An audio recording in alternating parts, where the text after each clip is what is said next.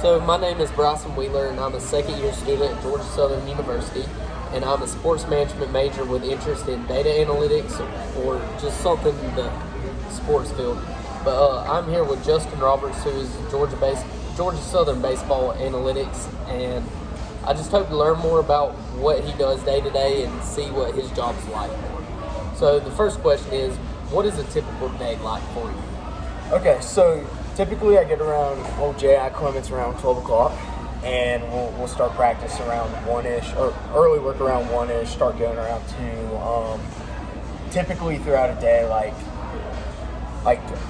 if we're just doing like a normal practice, I'll be assisting on the field, just typical stuff like that, helping set up, the feeding baseballs, whatever I have to do on the field.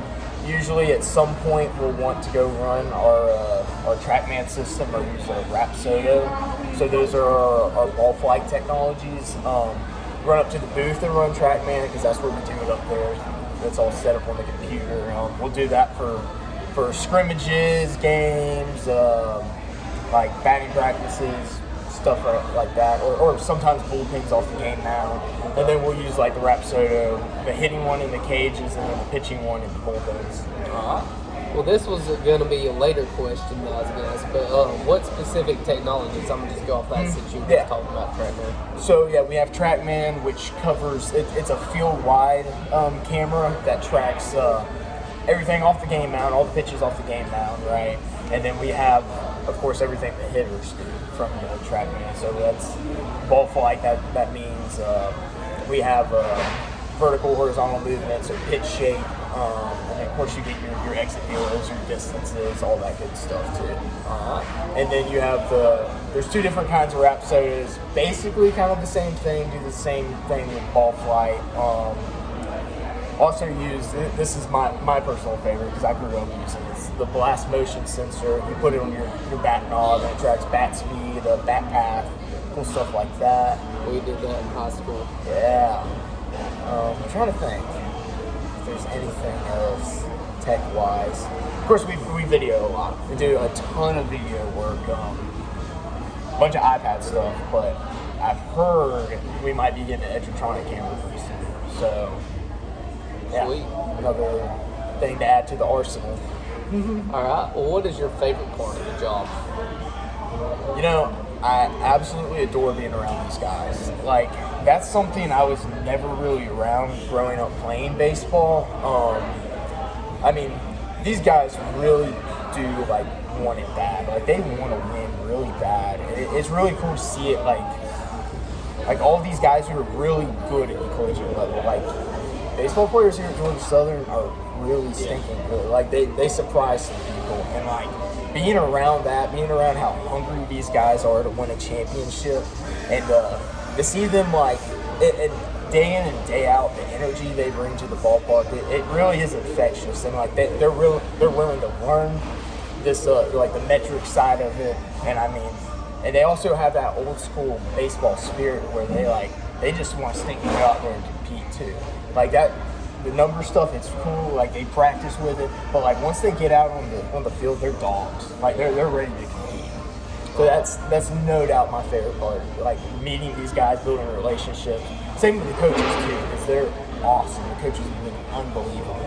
So I don't have this on the thing, but I was just gonna ask you. I've got JP Ty. Oh, JP. He's in one of my group projects for one of my classes, and then I had a class with Christian Avan last There you semester. go. Oh, Avan. And I know I played against Sean White, in high school, and played against JD Kaiser. Oh yeah, dude, all those guys are class acts, all of them. Sean's like Sean. I'm just going to talk about Sean for a second. Sean's kind of like out of the freshmen, he's like really Good. I don't want to say sneaky good, but like he's so casual about how he does it, and it's Dude, they were stacked. We went and played Stars Mill. It was our worst season ever in school history. Stars Mill was the number 2 team in the state. They're nasty. Now we ended up losing both 3-2. Played them great though. I think you had Sean White, the 2-hole hitter went to Georgia, leadoff went to South Carolina, 4-hole went to I think they had 2 Georgia commits. I mean, it was insane. crazy. They had like 61 kids. I think Declan Dunn, who goes here, played on that team too. I remember that Left-handed name. pitcher. I think that funky. might have. I remember that name. All right. Well, what is the hardest part or the least like part of your job? So this is funny because this is relevant. Sports technology can be so extremely inconvenient. So, like specifically speaking about TrackMan, like it's not perfect every day. Yeah. Like last week, or heck, this semester, we've had a couple of issues running it. Like there was one camp, but we had all these like prospect kids coming up, and like people pay for the TrackMan data, and we couldn't get the TrackMan to work for BP. Like would not work, and we had the screens set up exactly how we set them up every time. Didn't want to work, and so when TrackMan doesn't do that, it's a pain in the butt because you got to go through the whole 9. You got to call, and when you're on the weekend, they don't answer the phone. So calling them's a pain in the butt. Like we've had, like this week was rough or last week rather, because they weren't sending like the CSV files, like the Excel files or whatever, right? We couldn't access it. Yeah. The coaches were hounding me. They're like, "Where's the TrackMan stuff?" And I was like, "I can't get it because TrackMan's being a pain." Yeah. So that's my answer right there. Sometimes that tech, it's really cool, but sometimes it can be a pain in your butt when it's not working. I can see that. All right. So, what are the major responsibilities and skills required of you in this position? So, responsibility right there is getting my TrackMan data in baseball cloud. So, definitely have to understand what this stuff means. Like, it's one thing being able to go operate the tech, but being able to analyze it and like sift through it and talk to the coaches about like what's important and what's not. That's extremely important. Yeah. Because I mean, like Coach Hennon, Coach Beck, they're great. But like some of the stuff they're just now learning too, right? And like you got to be there to be able to like help them learn the stuff, right? I mean, Coach Batista has a good idea of this stuff, but like some of that stuff's also a little over his head. Yeah. So like being able to like sit down and like talk to them about like what this stuff means is really, really important. And I mean, same deal with the players. Like if the players are asking like a question like, "Hey, like," or the example, I was having a great conversation with Danny Madden today about his fastball shape, and like we just sat down and like kind of talked about it, and like it's really important to be able to understand this stuff so you explain it, and kind of transfer like what they say in numbers into words, and that's kind of the kicker. Like that's what like pro organizations are looking for, like from coaches, like guys that understand it and then can translate it to like, because not every player is going to understand what like 20 induced vert means. Like I wouldn't. It's your fastball's riding. Yeah. So you can see exit, velo, or launch angle and stuff like that, but they don't know how to, like, why is that important to change exactly stuff like that. Exactly. Or how to change it. Yep. What classes or other activities should I consider to prepare me for this field? So, I'm trying to think class-wise. I talked to Jarrett Brown, one of our third basemen. He was telling me he's in a sports study class. I didn't even know that was available because if I did, I'd be taking it. I think he's a sports management major too. Okay.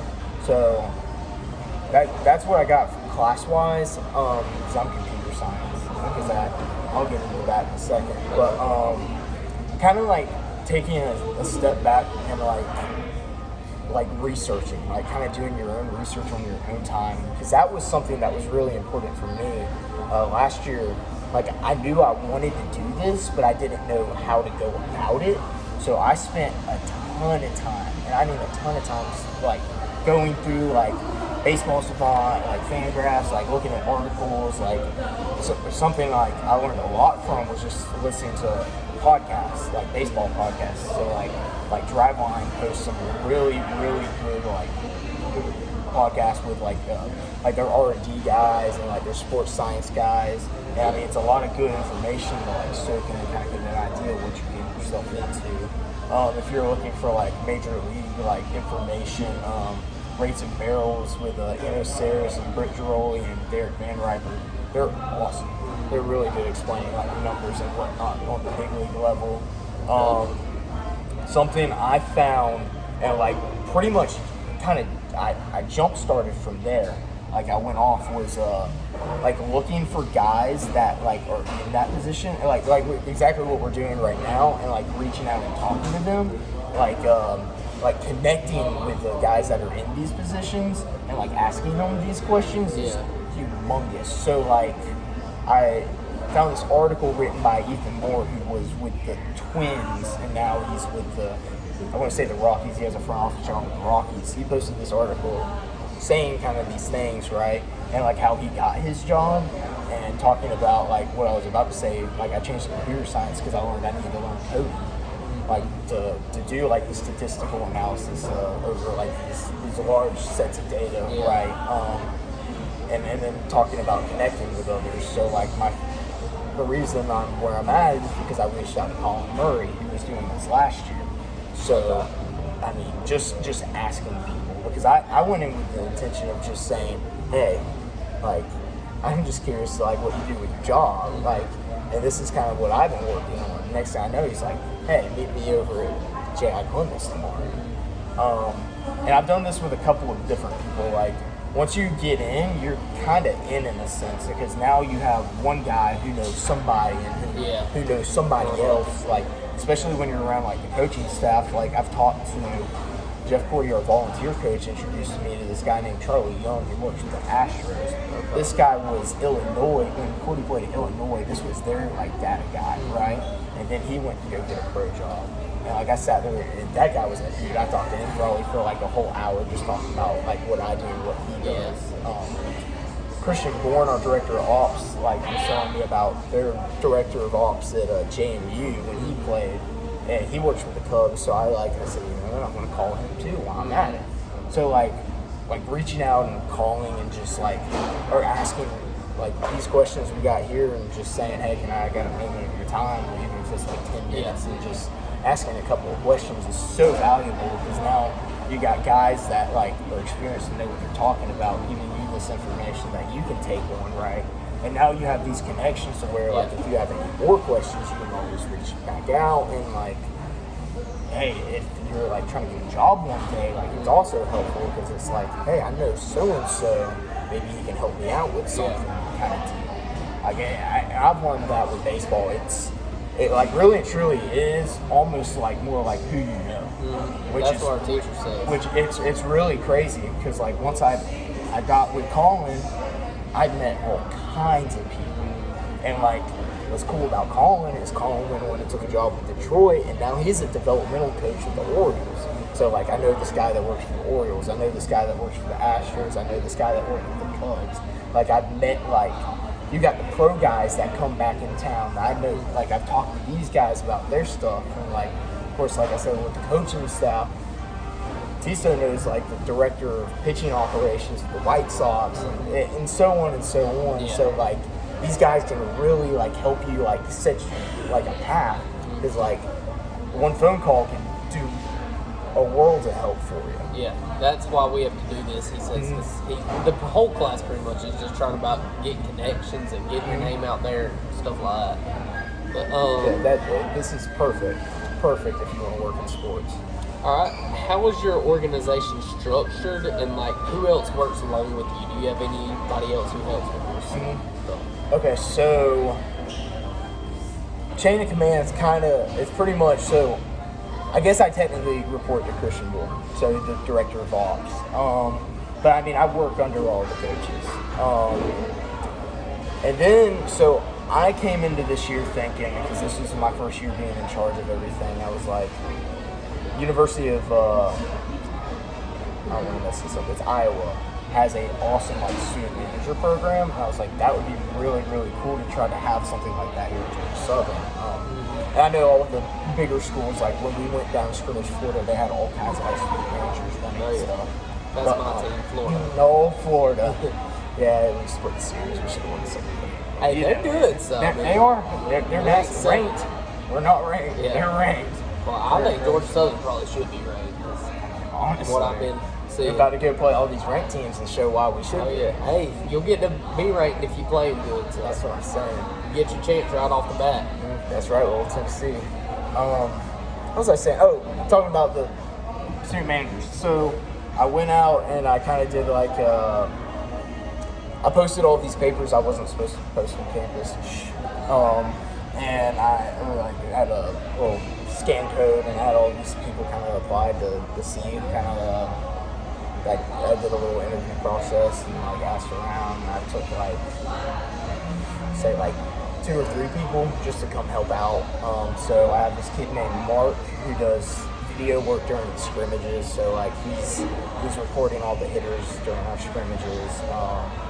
And then I have Patrick who helps me with just TrackMan because it gets tough when you're sitting up there by yourself just running TrackMan by yourself. You get into what I like to call TrackMan coma. You get up there and you're like brain dead running TrackMan. And then we recently just got another kid named Cody who also helps with like TrackMan stuff. But yeah, that's kind of gap. Oh wait, hold on. Can't forget about my 2 people that help me with social media. So I have good old friend Chelsea Daniels. I've known her forever.